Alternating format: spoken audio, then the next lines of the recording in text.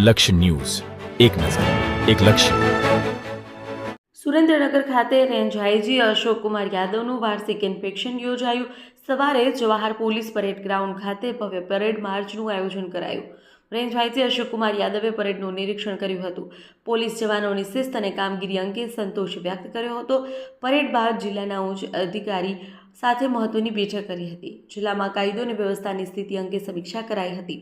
ગુનાખોરી સામે વધુ કડક કાર્યવાહી માટે સૂચનો કરાયા. રેન્જ આઈજી અને મહાનગરપાલિકા કમિશનર નવનાથ ગુહાને વચ્ચે બેઠક યોજાઈ. શહેરમાં ટ્રાફિક સિગ્નલ અને ટ્રાફિક સમસ્યા અંગે ચર્ચા કરાઈ હતી. ટ્રાફિક વ્યવસ્થા સુધારવા જરૂરી માર્ગદર્શન આપવામાં આવ્યું હતું. સાયબર ફ્રોડના વધતા બનાવો પર પણ રેન્જ આઈજીએ ભાર મૂક્યો. નાગરિકોને સાયબર ગુનાથી સાવચેત રહેવાની અપીલ કરી છે. સાયબર ફ્રોડ થાય તો તાત્કાલિક પોલીસનો સંપર્ક કરવા સૂચન કરાયું છે. દેવમ ત્રિવેદી, સુરેન્દ્રનગર. પોલીસ અધિક્ષક કચેરીનો વાર્ષિક ઇન્સ્પેક્શન નિમિત્તે એન્યુઅલ પરેડની ઇન્સ્પેક્શન કરવામાં આવેલું છે.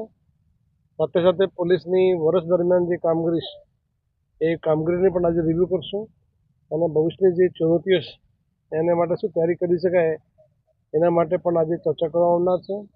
સાથે આજના ટાઈમમાં સાયબર ક્રાઇમની પ્રોબ્લેમ, ટ્રાફિકની સમસ્યા, એ તમામ સમસ્યાઓથી પબ્લિકને કેવી રીતે નિજાત આપી શકાય એ તમામ મુદ્દાઓ ઉપર આજે જરૂરી ઇન્સ્ટ્રક્શન પણ આપીશું. સાયબર ક્રાઇમ આજના ટાઈમમાં ખૂબ જ અગત્યની દરેક લોકોની ચુનૌતીઓ મળે છે.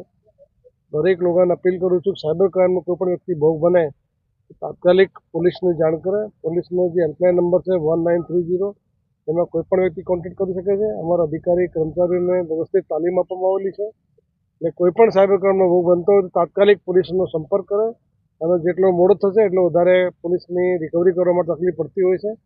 પણ પોલીસની ટીમો આખી ઇન્વેસ્ટિગેશન દરમિયાન ખૂબ સારી કામગીરી કરતી હોય છે, જેથી પબ્લિકના, સ્કૂલમાં, વેપારીઓને, ઉદ્યોગપતિઓને કોઈ પણ પ્રકારની એવી સાયબર ક્રાઇમના મુદ્દા આવતા હોય તો તાત્કાલિક પોલીસને જાણ કરશે.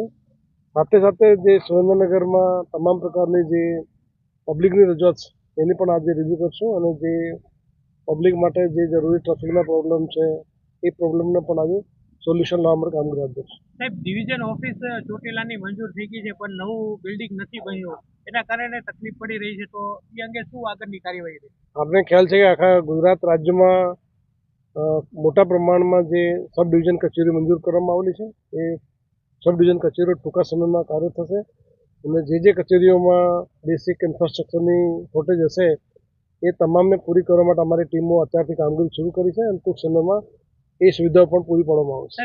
શહેરમાં સિગ્નલ લાઇટો ટ્રાફિક માટેની વ્યવસ્થા માટે શું આગામી દિવસોમાં? આજે મ્યુનિસિપલ કમિશનર સાથે પણ મિટિંગ છે અને આમાં જે મ્યુનિસિપલ કમિશનર દ્વારા જે કામગીરી કરવામાં આવનાર છે એને ચર્ચા કરી અને લોકોને કેવી રીતે ટ્રાફિક સમસ્યાઓથી નિજાત મળી શકે એ મુદ્દા પણ આજે પણ ચર્ચા કરીશું.